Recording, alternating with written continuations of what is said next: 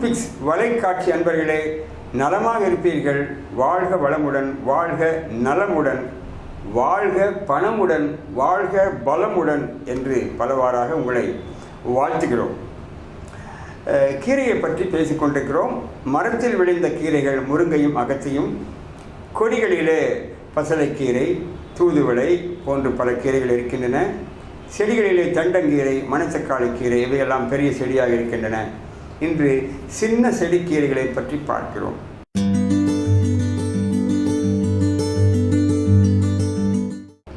முளைக்கீரை, அருகீரை, சிறுகீரை, காட்டுக்கீரைகள் என்று பல இருக்கின்றன. அவையெல்லாம் சின்ன சின்ன செடியாக இருக்கும் பொழுது பிடுங்கி வந்து விடுவார்கள். இதை தனித்தனியாக சொல்வதற்கு ஒன்றுமில்லை. பொதுவாக கீரை என்றால் அதில் பச்சையம் இருக்கிறது, குளோரஃபில். பச்சிலைகளில் பச்சையம், அது இரத்தத்தை விருத்தி செய்யும். அதில் நீர் சத்து இருக்கிறது, அதில் பல வைட்டமின்கள் இருக்கின்றன. நார் சத்து இருக்கிறது, அது குடலை தூய்மை செய்யவும் மலச்சிக்கல் வராமல் பார்த்து கொள்ளவும் அது ஒரு பல நன்மைகள் நிறைந்தது. ஆகவே இந்த கீரைகளை பொடி பொடியாக வெட்டி தண்ணீரில் வேக வைத்து சூப்பாகவும் கீரையாகவும் சாப்பிடலாம். கொஞ்சம் தாளித்து வதக்கி அதை சாம்பாருக்கு பதிலாக சாப்பிடலாம். கீரை பொரியல் செய்கிறேன் என்று சொல்லி அதிகமாக வதக்கி கருக்கி விடுகிறார்கள். இது தவறான சமையல், சத்து கிடைக்காது. கீரையை கடையலாம். ஒரு வேக்காடு கீரையை கடைய வேண்டுமென்றால் ஒரு வெங்காயம், மிளகாய், பச்சை மிளகாய் போட்டால் போதுமானது. சில பேர் என்ன செய்வார்கள் என்றால் கடைசியில் வெங்காயத்தை போடுவார்கள். வெங்காயம் வெந்தும் வேகாமலும் பச்சை வெங்காயமாக இருக்கும். அந்த கடைவதற்கு சட்டியிலே அந்த கடைகின்ற மத்து இருக்கும். கடைந்தால் ஒரு நல்ல சுவையாக இருக்கும். கடைந்த பின்பு அதில் நீரை தேங்காய் எண்ணெய் ஊற்றிக்கொண்டால் ஒரு வாசனையாக இருக்கும். அல்லது தேங்காய் துருவல் கூட நீங்கள் கடைசியில் போடலாம். தேங்காய் எண்ணெய் தான் ஊற்ற வேண்டுமில்லை, தேங்காய் துருவல் கலந்து கொண்டு அதனை சாதத்தில், கம்பு சாதத்தில், ராகி களியில் கலந்து பிசைந்து சாப்பிட்டால் நன்றாக இருக்கும். அதுவே இந்த கீரைகளை சுத்தம் செய்யும் பொழுது கொஞ்சம் தண்டு பகுதியை சேர்த்து கொள்ளலாம். அதில் சில சத்துக்கள் இருக்கின்றன. தண்டு பார்ப்பதற்கு கெட்டியாக இருக்கும், வெந்த பின்பு அது லகுவாக ஆகிவிடும். இன்னும் ஒன்று, சித்த மருத்துவத்திலே சமூலம் என்று சொல்வார்கள். சமூலம் என்றால் அனைத்தையும் சமைப்பது, அனைத்தையும் பயன்படுத்துவது, அனைத்தையும் பொடியாக்குவது. வேர், தண்டு, காம்பு, இலை, பூ, காய், பழம் எல்லாவற்றையும் சேர்த்தால் சமூலம். ஸோ கீரை சமைக்கும் பொழுது இலைகளை முற்றாக போடுகிறீர்கள், சரிதான். கொஞ்சம் தண்டுகளையும் சேர்த்து கொள்ளுங்கள். அது வெந்த பின்பு மெல்லிதாக ஆகிவிடும். ஒரு வேர்கள், இப்போது கீரை வாங்குகிறீர்கள், வேர் பகுதி இருக்கிறது. வேர்களை வெட்டி வீசி விடுகிறார்கள், சரிதான். ஆனால் வேர் பகுதியில் சில சத்துக்கள் இருக்கின்றன. ஆகவே ஒரு 10 வேர்களாவது பொடிப்பொடியாக வெட்டி போட்டுக்கொள்ளுங்கள். அதில் சில சத்துக்கள் கிடைக்கும், ஃபைபர் கிடைக்கும், அது ருசியாக இருக்கும். பொதுவாகவே வேர் பகுதி இனிப்பாக இருக்கும், கடித்து தின்று பாருங்கள். அந்த வேரிலே மண் ஒட்டி இருக்கும். மண்ணில் கூட பல சத்துக்கள் இருக்கின்றன. ஆகவே ரொம்பவும் சுத்தக்காரியாக அதை கழுவிக்கொண்டே இருக்க வேண்டாம் என்று சொல்கிறேன். ஸோ நீங்கள் வாங்குகின்ற ரசாயன மருந்துகளை விட இயற்கை எண்ணெயின் மண் நன்மை தான் செய்யும், தீமை செய்யாது. மண்ணையே மருந்தாக தின்கின்ற பழக்கம் இருந்திருக்கிறது. கிளிகளும் குரங்குகளும் மண்ணை தின்கின்றன.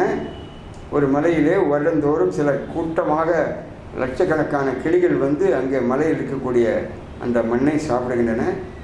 வீட்டில் வளர்க்கக்கூடிய லவ் பேர்ட்ஸ் என்று சொல்லக்கூடிய வண்ணக்குருவி பறவைகளுக்கு மண் கட்டி, செங்கல் கட்டிகளை வைப்பார்கள், அது சாப்பிடும். ஆகவே பெண்கள் கூட மண்ணை சாப்பிட்டிருக்கிறார்கள், சுண்ணாம்பு சாப்பிட்டிருக்கிறார்கள், ஓடக்கல் என்று சொல்லக்கூடிய கல்லை சாப்பிட்டிருக்கிறார்கள், விபூதி சாப்பிடுவார்கள், சாக் பீஸ், நாமக்கட்டி, இதெல்லாம் உடம்பு தேவைப்படும் பொழுது சாப்பிட்டிருக்கிறார்கள்.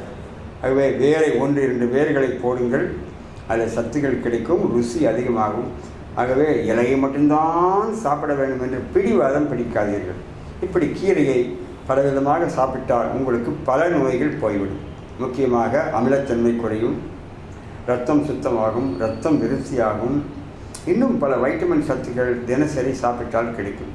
வாரத்திற்கு ஒரு நாள் கீரை சாப்பிடுகிறேன் பேர் வழி என்றால் அது ஒரு நன்மையும் கிடைக்காது. எண்ணெய் ஊற்றி அதை வதக்கி கருக்கி விட்டால் அதில் சத்துக்கள் கிடைக்காது. ஆகவே அரைக்கீரை, சிறுகீரை, முளைக்கீரை இப்படி காட்டுக்கீரைகள், கடையக்கூடிய கீரைகள் எதுவாக இருந்தாலும் கடைந்தும் சாப்பிடலாம், அதை வேக வைத்தும் சாப்பிடலாம், சாம்பார் பருப்புகளிலே கூட போடலாம். ஆகவே சாம்பார் செய்கிறீர்கள், அதில் கீரையை நிறைய போட வேண்டும். சில பேர் சாம்பார் செய்தார்கள் என்றால் 4 கத்திரிக்காய் துண்டு இருக்கும், அதை 4 பேர் சாப்பிடுவார்கள். அப்படி அல்ல, சாம்பாரில் பருப்புகளிலே கீரையை நிறைய போட வேண்டும்.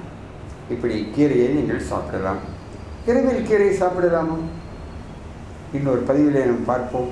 ஸோ அன்றாடம் கீரையை சாப்பிட்டால் நாம் நன்றாக வாழலாம் என்கின்ற கருத்தை மனதிலே இருத்திக்கொண்டு கீரையை விரும்புங்கள். கீரையை விரும்பினேன் என்று ஞானிகள் பாடியிருக்கிறார்கள். ஆம், ஞானிகள் கீரையை மட்டும் சாப்பிட்டு கொண்டு வாழ்ந்திருக்கிறார்கள். கந்த மூலங்களேனும் சருகுகளேனும் இருந்தால் கூட எனக்கு போதும் என்று ஒரு ஞானி பாடுகிறார். காய்ந்து போன இலை சருகை சாப்பிட்டாலே அது உடலுக்கு தேவையான அனைத்து சத்துக்களையும் தரும் என்று ஞானிகள் சொல்லியிருக்கிறார்கள். ஆகவே கீரை கொஞ்சம் வாடிப்போய் இருந்தாலும் கூட வாங்கி வாருங்கள். ஃப்ரெஷ்ஷாக கீரை வாங்குவார்கள். ஆனால் அதை வாட்டி வதக்கி கருக்கி சுருக்கி சாப்பிடுகிறார்கள். என்ன பயன்? ஸோ கொஞ்சம் வாடி இருந்தால் என்ன, பரவாயில்லை, வாங்கி வந்து சந்தோஷமாக சாப்பிடுங்க. ரூட்பிக்ஸ் வலைக்காட்சியில் இணைந்திருங்கள். பல நல்ல செய்திகள் உங்களுக்கு நலவாழ்வுக்காக கிடைக்கும். வணக்கம்.